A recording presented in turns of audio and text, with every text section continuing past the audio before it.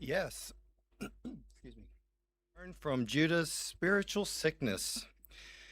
Reading Jeremiah's firsthand account this week reveals that the men and women of ancient Judah and that ancient city, Jerusalem, were enveloped in what we could say was a spiritual pandemic. Not just one person was infected, but many people had it. And what we will unearth in tonight's treasure is that this sickness was affecting the figurative hearts of the people. It was like a figurative virus causing an inflammation in their hearts, which had spread and infected throughout the nation. So, like with any illness, what were the signs of that sickness? Their heart, the inflammation that had taken root, and what was the course of action that they needed to take for the people to get well? Moreover, did the nation listen to the treatment course and overcome that spiritual sickness that they had? Well, let's find out what happened and see what we can learn from their situation in this week's Bible reading, shall we? And we pick it up in Jeremiah chapter 4 and verse 14. And notice the different signs of their sicknesses in these two verses.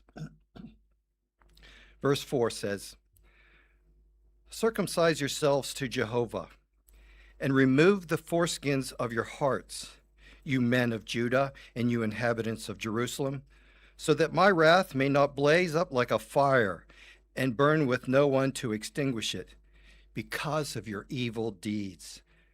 Now notice what it says in verse 14 as well. "Wash your heart clean of wickedness, O Jerusalem, in order to be saved.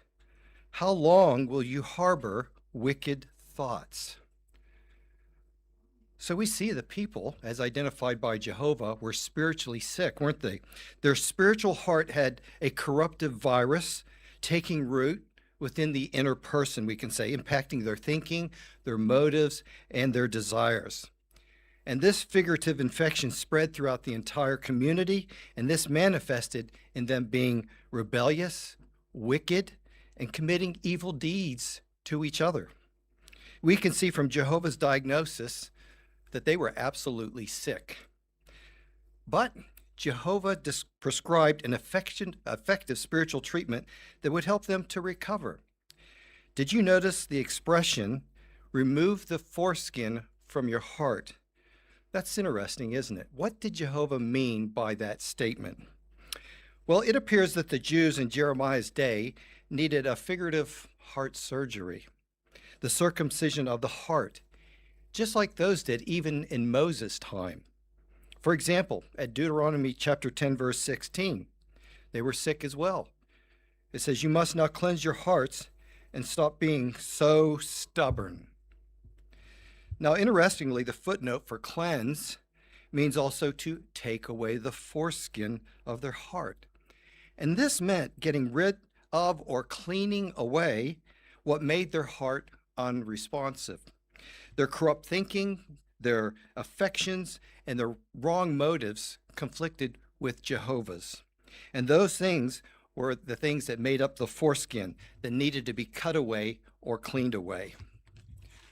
So how did the people respond to the course of treatment from Jehovah through his prophet to make them spiritually well again? And the bigger question, did they actually want to get well? Well, let's now pick this up in Jeremiah chapter 5 and verse 31. And notice the attitude in this verse. It says, "The prophets prophesy lies, and the priests dominate by their own authority. And my own people love it that way. But what will you do when the end comes?" So we see clearly here that the people were like patients, looking for a physician who would tickle their ears, tell them what they wanted to hear, to say soothing things, but ignore the serious symptoms that they had. What an error that was, wasn't it? Just think about it. If you were seriously ill, would you not want an accurate diagnosis so that you could be treated with the correct surgery and the correct medications before it's too late? Well, of course, we all would, wouldn't we? So then, spiritually speaking, the Jews in Jeremiah's day should have sought an honest appraisal of their spiritual condition. What they should have asked was, where is Jehovah? Let's inquire of Jehovah, who knows how to examine us deep inside so that we can be healed. Yes, the inhabitants of Judah and Jerusalem, unfortunately, they didn't feel that way. So what happened to them since they rejected Jehovah's course of treatment? Well, let's pick this up in Jeremiah chapter 6, verses 17 through 19.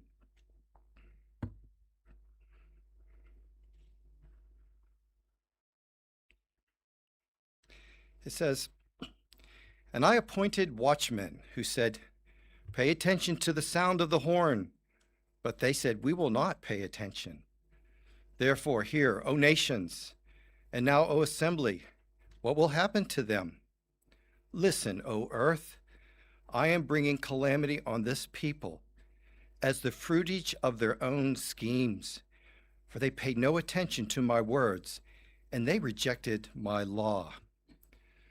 So we see clearly from this verse that the people were like, or they suffered calamity because they didn't want to listen to Jehovah, because they refused to have their hearts circumcised, and they continued on their course of sickness with the wrong actions based on the wrong thinking. They sadly rejected Jehovah's underlying principles, rejecting his word, and thereby rejecting the law, and followed in their own selfish inclinations. And they continued on right on into their sick spiritual state. So what can we learn from tonight's material? What's the big takeaway for us?